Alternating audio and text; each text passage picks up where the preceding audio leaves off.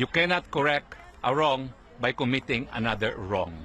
It is unacceptable that we accept accept jurisdiction acquired through kidnapping.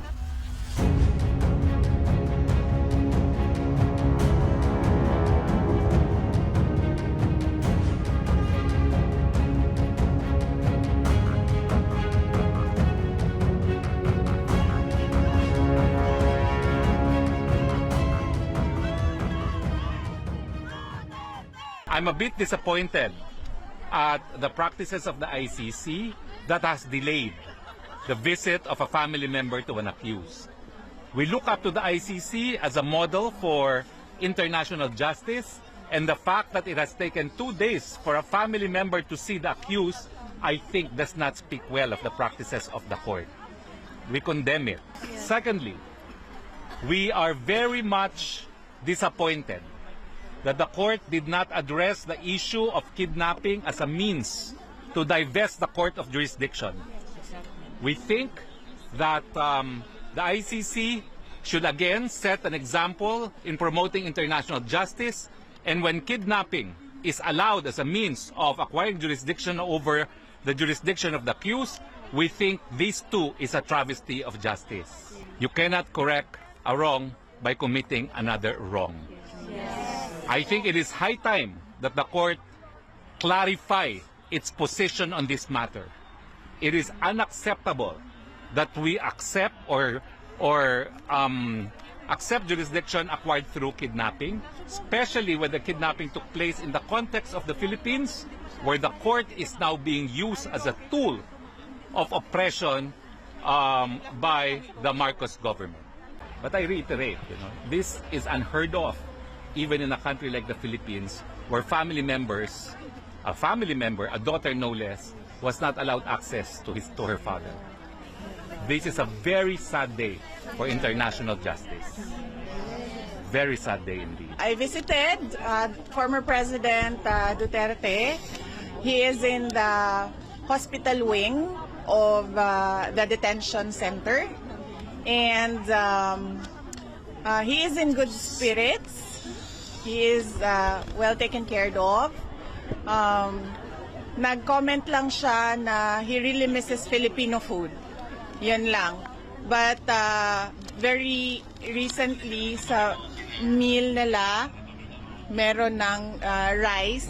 So that was a good development.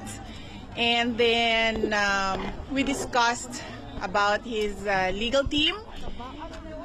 And we discussed about the family, and we discussed about the country.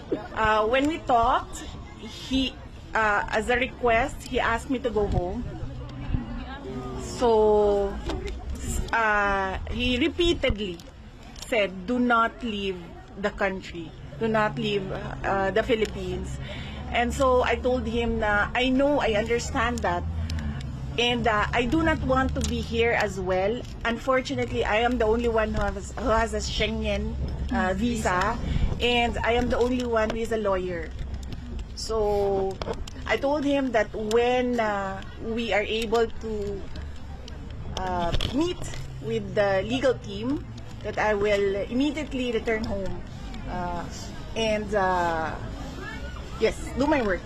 But if you talk to lawyers, they call it extraordinary rendition, but for a family member like me, that's kidnapping.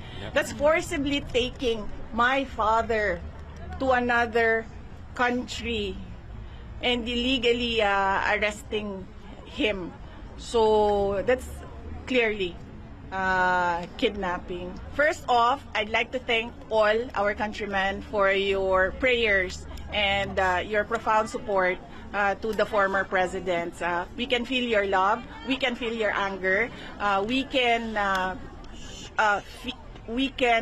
empathize with everyone, everyone's rage about what happened.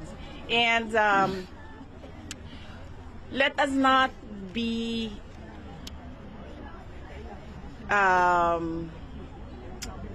let us not forget